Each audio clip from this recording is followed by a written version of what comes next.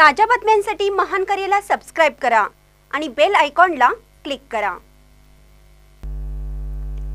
तत्वाड येथे बनावट washing powder तयार होत असल्याचे उघड, विशेष पथकाची कारवाई झाल्याची माहिती।